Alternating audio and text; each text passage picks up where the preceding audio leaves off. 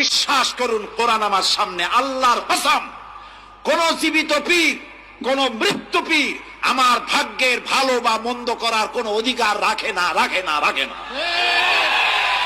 কোন পীর ফু দিয়ে আমার ভাগ্যকে ভালো বানাই দিতে পারবে না, এবং আমার একটা চুলও বাঁকাও করতে পারবে না। যা চাবার আল্লাহর কাছে চাইতে হবে। ওয়াইজা সাআলতা ফাসআলিল্লাহ ওয়াইজা ইসতাআনতা ফাসতাইন বিল্লাহ। যা কিছু চাওয়ার আল্লাহর কাছে চাও, যা কিছু বলার আল্লাহকে বলো। সব কিছু করার মালিক তিনি, সুবহানাল্লাহ বলেন। এই জন্য মাজারের সাথে মুসলমানদের সম্পর্ক হবে না, মুসলমানদের সম্পর্ক হবে মসজিদের সাথে। কিসের সাথে বলেন জোরে? আপনি কোন অসুবিধায় পড়েছেন, মাজলুম হয়েছেন, অত্যাচারিত হয়েছেন, চাকরির সমস্যা হয়েছে, ঘরে খাবার নাই, অসুখ বিসুখ হয়েছে, নানান ধরনের সমস্যায় পড়েছেন, কোন মাজার নয়, কোন পীর নয়, মসজিদের ভিতরে চলে যান, উযু করে মসজিদে ঢুকে 2 রাকাত কাজায়ে হাজাতের নামাজ পড়েন। রাসূলুল্লাহর উপরে যখনই বিপদ হতো তিনি নামাজে দাঁড়ায় যেতে। সুবহানাল্লাহ বলো। আপনি কেন যাবেন একটা কবরের কাছে? আপনার সাহায্য কামনার জন্য কোনো পীর নয়, আপনার সাহায্যের জন্য কোনো কবর নয়, সাহায্য পাওয়ার জন্য কে? আল্লাহ চান আপনার ঈমানটা খালেস হোক। আল্লাহ তাআলা এটা বরদাস্ত করতে পারেন না যে মানুষ কারো কাছে গিয়া আরেকজনের কাছে গিয়ে নথি স্বীকার করুক। আল্লাহ সহ্য করেন। ইন্না শিরকা লাযুলমুন আযীম। শিরক হচ্ছে মস্ত বড় জুলম, অত্যাচার। আল্লাহ সব থেকে অপছন্দ করেন কোন গুনাহ বলেন?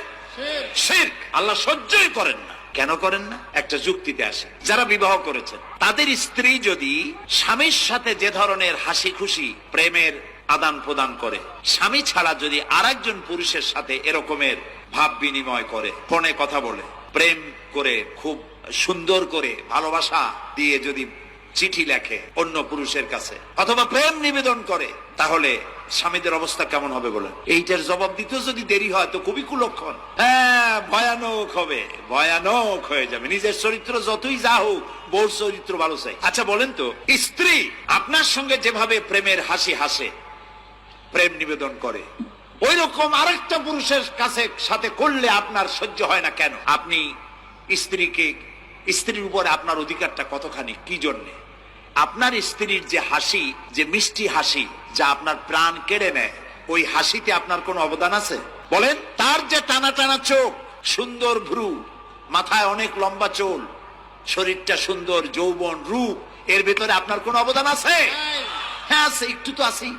আপনি যে মুখ দিয়ে বউটা হাসে, সেই ঠোঁটে একটু লিপস্টিক লাগাইছেন, যে চোখের জন্য আপনি পাগল, সেই চোখে একটু কাজল লাগাইছেন, শরীরটাকে পেঁচাবার জন্য সুন্দর একটা শাড়ি কিনে দিছেন, একটা শাড়ি দিয়ে, একটু লিপস্টিক কিনে দিয়ে, চুলের একটা ক্লিপ কিনে দিয়ে, একটা ভালো শাড়ি কিনে দিয়া, স্ত্রীর উপরে যদি এত অধিকার আছে যে কোনদিন মৃত্যু পর্যন্ত কোন প্রেমের হাসি, ভালোবাসার আদান প্রদান আপনি ছাড়া আর কারো সাথে করতে পারবে না, এইটা যদি আপনার অধিকার এভাবে প্রতিষ্ঠিত হয়, তাহলে এই হাসি যিনি দিলেন, এই দাঁত, এই সুন্দর চোখ, এই রূপ, এই যৌবন যে আল্লাহ তাআলা দিলেন, তার সামনে কোন পীর অথবা কবরের সামনে যদি হাত পাতে আল্লাহ বরদাস্ত করেন না।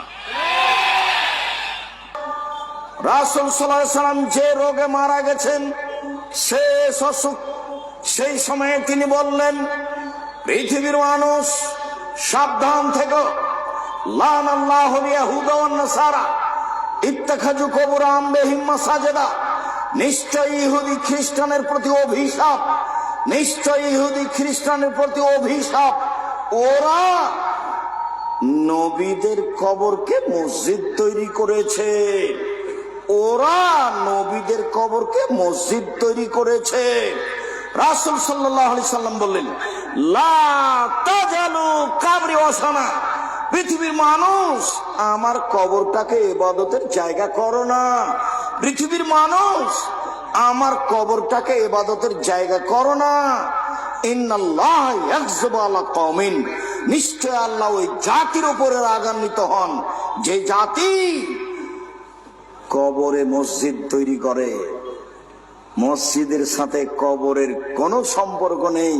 আল্লাহ রাসূল বললেন, লা তুসাল্লু আলাইহি ওয়ালা ইলাইহি ওয়ালা বাইনাহুমা। কবরের উপরে সালাত আদায় করো না, কবরের দিকে সালাত আদায় করো না, কবরের পাশে সালাত আদায় করো না। মসজিদের ডানে কবর চলবে না, বামে চলবে না, সামনে চলবে না, পিছনে চলবে না, মসজিদের ভিতরে কবর চলবে না। এই মসজিদ সরাতে হবে, এ কথাই ঠিক। যারা এগুলো করে তারা শিরক করে। কবরস্থানে যাওয়া শিরক, কবরের কাছে কিছু চাওয়া শিরক, কবরকে মূল্যায়ন করা শিরক, পীরের কাছে কিছু চাওয়া শিরক, কবরে মানত মানা শিরক। এগুলো হচ্ছে বড় বড় শিরক। রাসূল সাল্লাল্লাহু আলাইহি সাল্লাম যখন কাবা ঘরে ঢুকলেন, তখন কাবা ঘরে কতটি মূর্তি ছিল? 360টি। রাসূলের হাতে একটা ছিল লাঠি। তিনি আঘাত করে মূর্তিগুলি ভাঙতে লাগলেন আর মুখে বলতে লাগলেন, জাল হক এসেছে সত্য, ওয়াজাকাল বাতিল চলে গেছে মিথ্যা, ইন্নাল বাতিলা নিশ্চয় মিথ্যা, কানা যাহুকা চিরদিন মিথ্যা।